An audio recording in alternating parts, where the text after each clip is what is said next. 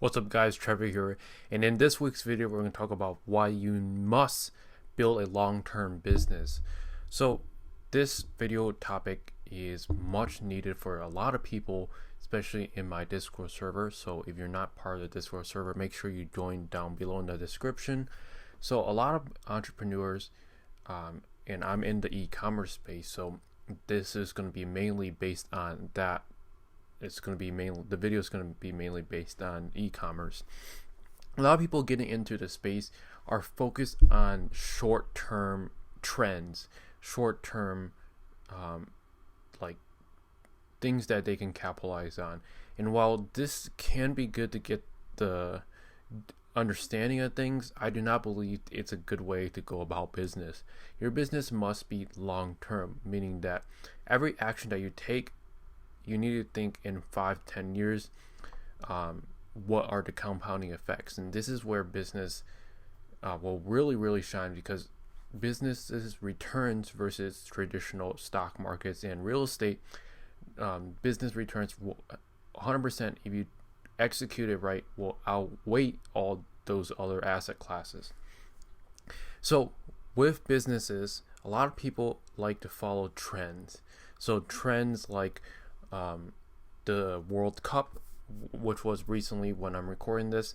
Obviously I know nothing about that specific event or what anything in specific, but a lot of people started selling like World Cup mugs and World Cup things. And the problem with this is that after the event is over, all sales die.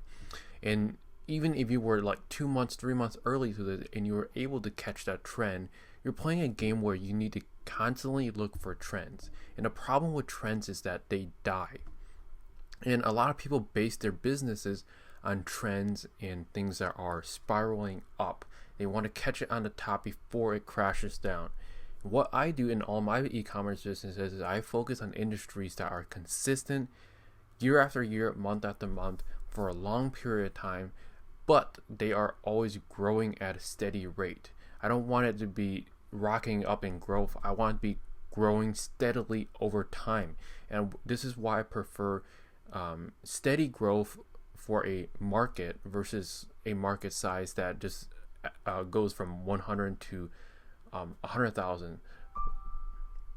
And the reason is because that you can depend on it. If your business, you can depend. If your business, you can see that it's always about a. You can predict that you can generate, let's say, 100,000 every single month from that market size. Then you don't have to be worried. You can sleep safe at night knowing that your business is not going to die in a few months. And the problem with chasing businesses or in industries that just go up and down is it's way too volatile. You can make crazy money in a month, and then the next month you're back to where you begun, and all that work that you put in is now all gone. You basically did nothing. You rode this hype and then it dies.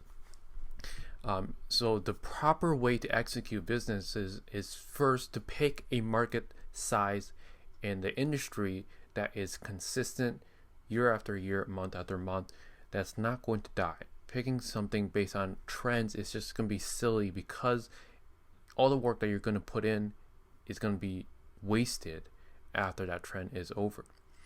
And this is why I hate TikTok so much, because a lot of trends come from TikTok. I haven't used that app in probably half a year, maybe even longer now, and I'm really glad I'm not addicted to that, because that app is just really bad for anybody's mental health.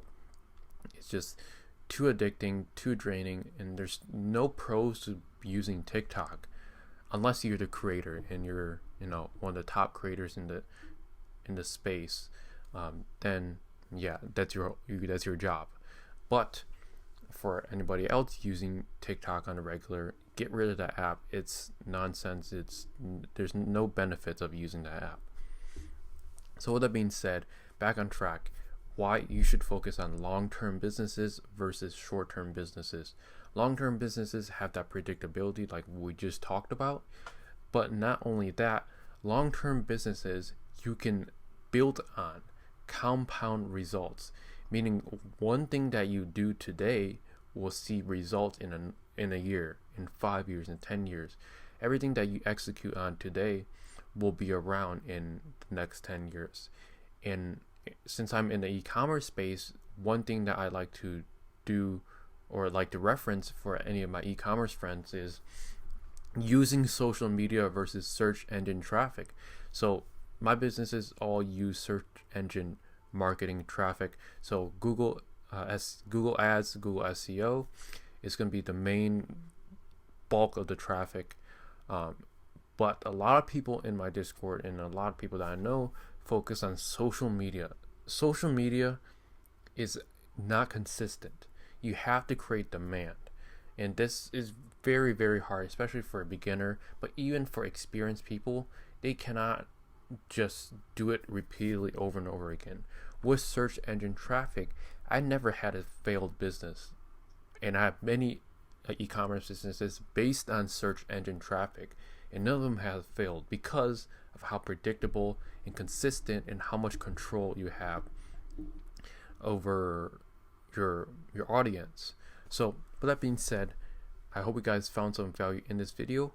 And maybe you should consider, if you're picking something that is on the uptrend, it's trending or whatever, pick something that you know that you'll be working on for the next 5-10 years, that is also one thing sellable, which can be a whole nother video topic. A lot of people work on things, these e-commerce businesses that are based on trends are not sellable. Who wants to buy a World Cup e-commerce business after the World Cup is over? I obviously don't know how much or how many times they do World Cups, like if they do it every year or all that. Even then, even if they were to do it every year, that business is way too seasonal, meaning out of the entire year, maybe 1 month of it where the sales should skyrocket, and for the rest of the 11 other months, the business is kind of dead. So pick something not only that is sustainable with long-term growth, but is sellable. Work on something that's sellable, because of one thing that I found out recently is that 50%, half of an entire business's profits are made with an exit. An exit meaning selling the business. And that is kind of crazy, but realistic, because you just look at all the big companies out there. Most of them are unprofitable or are not making that much profit, but selling the business for 30-40x their monthly profit makes up half of their entire business's profits, which is kind of insane.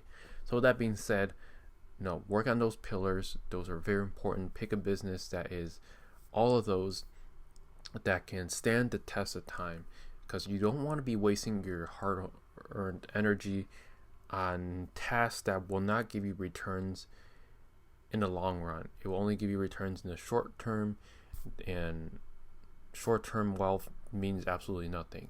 The name of the game is to stay wealthy as long as possible, ideally for the rest of your life.